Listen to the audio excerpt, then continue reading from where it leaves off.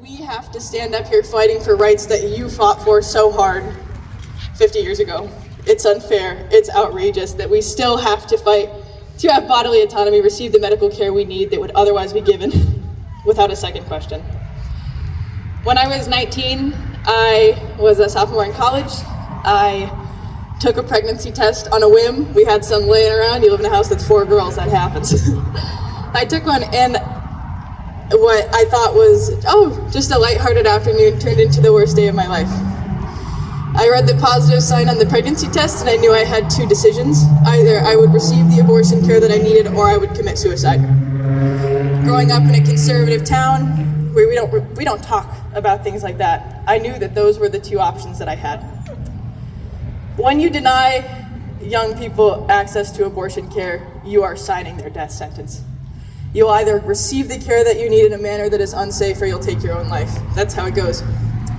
And facing that decision, I was so scared. Being a college student, you don't have the money to go shop around at different doctors. And living in rural Arizona, there was 1 abortion care provider every other week.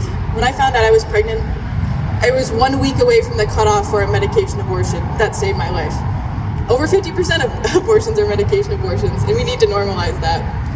When I received the care I did, the state legislature was debating the term limit of abortions in Arizona. And so not only was I racing to find a doctor that would provide care in the time span that I needed, I was racing to see whether or not the laws would change and make me a criminal for choosing to put my life first and to put my future first.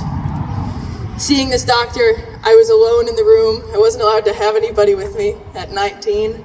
I had to listen to a heartbeat, and I had to see an ultrasound, and I had to listen to the Arizona government tell me I was throwing away the life of a kid that I could throw a baseball with someday. Hearing all of this, it was hard to grapple with grief, and it was hard to grapple with the fact that I was making the decision that was right for me.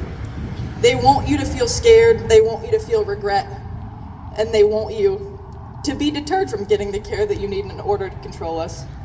And when congressmen like Congressman Ciscomani run away from their constituents asking them why these people make decisions, it's easy to walk away from me asking why you're not supporting abortion, but it's a lot harder to walk away from the deaths that you're going to cause and the blood that's going to be on his hands. I know how difficult of a decision this is, and it's even more difficult when we don't feel comfortable to talk about it. So I really want to applaud everybody for being here to listen to these stories today. Receiving my abortion allowed me to continue to live my life. It allowed me to graduate from college, and it allows me to hope for the future and fight for the future someday. And I really hope that we're not going to have to keep doing this anymore. When I found out that I was pregnant, not only was it unrealistic, the news just kept getting worse. I was pregnant with twins right at the end of the term, and receiving that care was the only thing that allowed me to keep living my life today. And even receiving a medication abortion allowed me to take back some of the agency that had been taken from me to begin with. Protecting abortion, medication abortion, in the ways that we need it, and removing barriers to access is the only way we keep true freedom in this country and in the state of Arizona. And when we see Republicans like Ciscomani touting that, they love our country and they love the freedoms that we protect, while actively stripping away this fundamental right that we all should have, it makes me question whether this is really a country we can be proud of. And it makes me wonder how we can get back to that. And I think by talking about it, by being here, by showing up and holding our elected officials accountable, we can reclaim that and we can come together and make this all better once again. Thank you so much. Thank you so much, Emma. I'm so proud.